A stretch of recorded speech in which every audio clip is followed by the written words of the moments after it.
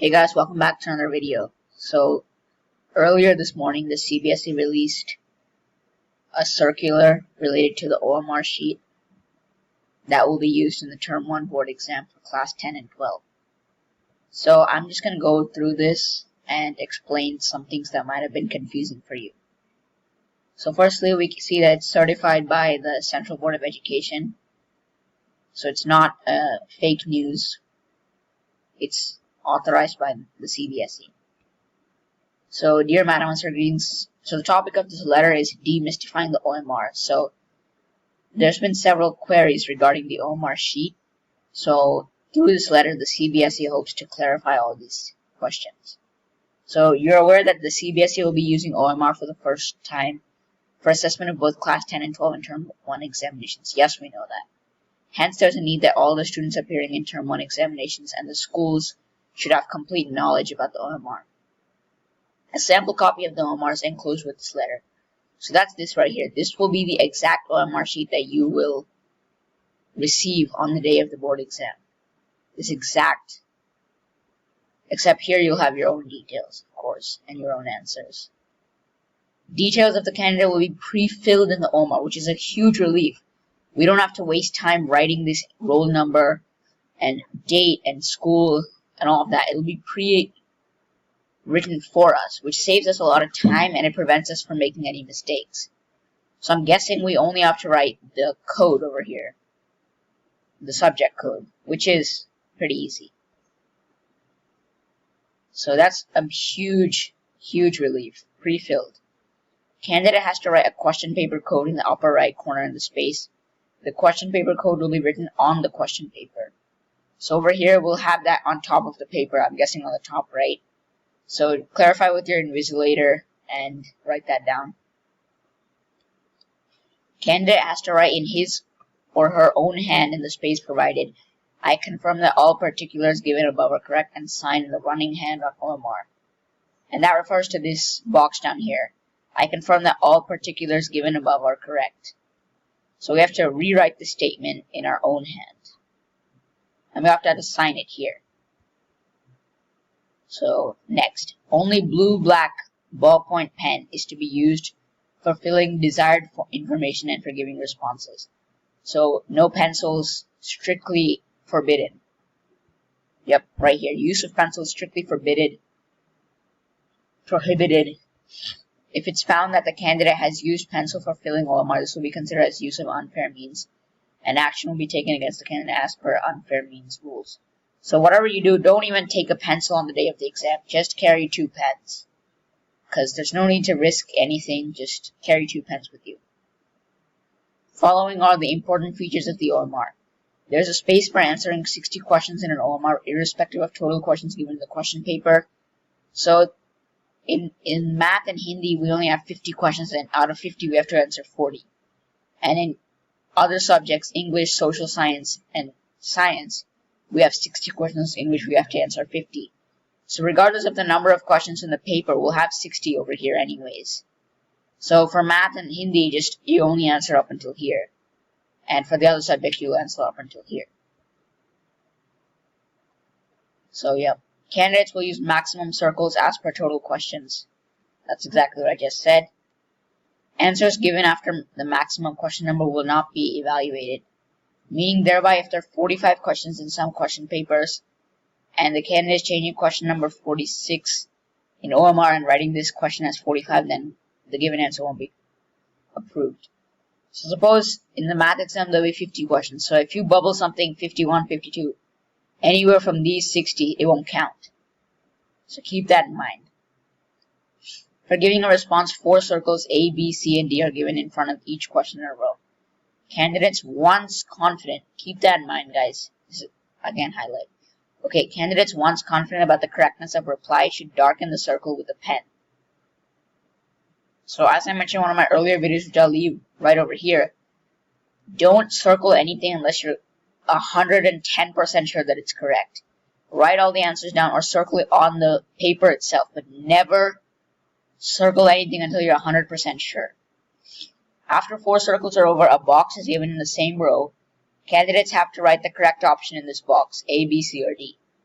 So for example, for question A, suppose you bubble in answer B. And so you're sure after multiple revisions, you're sure that it's B, so over here you would write B. And for question 2, suppose you bubbled in D, but after revising you think that it might be C. So in this answer right here, just write C instead of D. That's the purpose of this box. Technically, I guess the answers written in these boxes would be the only ones that are finally considered. Because we're prone to making mistakes on the bubble sheet. So these boxes are what contain your score, basically. After the box, again, a circle is given ahead of the box, wherein the question number is also written inside the circle. This circle is to be darkened by the candidates if they have not attempted this question. So we have this other bubble here. As you can see, it's based on the serial number of the question. So suppose I answered 1, 2, 3, 4, 5, but I didn't answer 6. So I would bubble in 6 if I'm correct. Yes, the circle is to be darkened by the candidates if they have not attempted this question. So if I didn't answer 6, because there is internal choice, then I'd bubble in 6, and there would be nothing. This entire row would be blank, except this one bubble here. So next, candidates are advised that first of all, they should mark the response by darkening the circle. If fully satisfied, then they should write a response in the box. Purpose of giving a box is only that if any candidate wishes to change the response, the same be written in the box. So you can bubble in these pretty quick, but don't write anything in here unless you're 110% sure. That's what that's saying. Even if a candidate is satisfied with darkening the circle, this response has to be written in the box. Candidates have to reply both in a circle and in the box. So suppose if you're 110% sure that this question is B, don't leave this blank. You still have to write B over here. It's not only for wrong answers in the bubble sheet.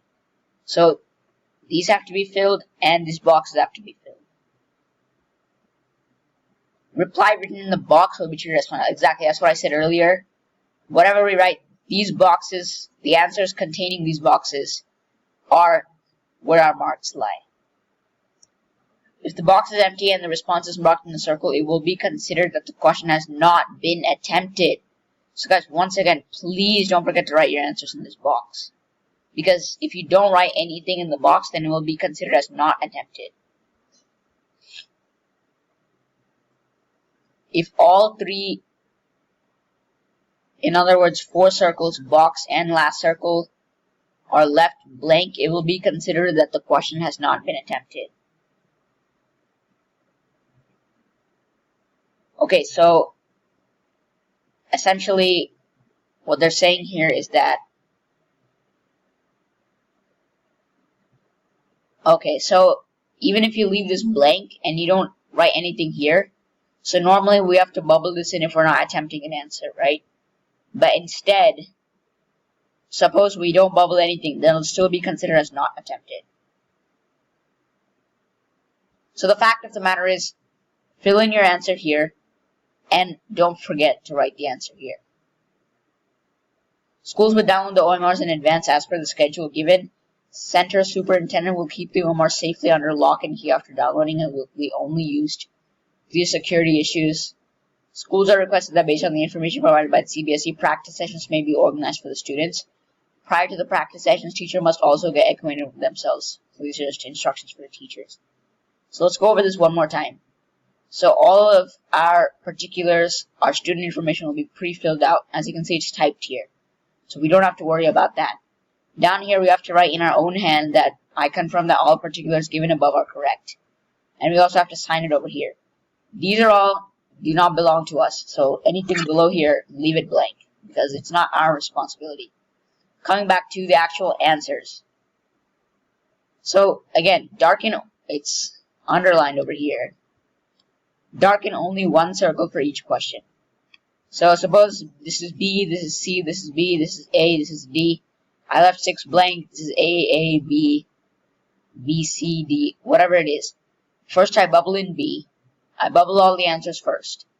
Then I check my paper. I check that each of them is bubbled correctly. Suppose I found out that I bubbled 2 incorrectly. I write the correct answer in the box. 6. I left it blank. I left it for choice. So I would bubble this in. So let me know if you want a video where I just print one of these out and actually practice it, because I think that'll be a lot more helpful for the viewers. But yeah, as of now, I hope I've made things clear regarding this OMR sheet optical mark reader. I already made a video about this a long time ago, and my prediction was correct. So be sure to watch that video as well if you have any more questions. And try your best to print these out yourself and practice. Like I'm sure you're all doing multiple sample papers and practice question papers. So try doing them with these to get yourself well acquainted with the pattern. So that concludes this video. Until the next one, this is NichioTube signing off. Peace.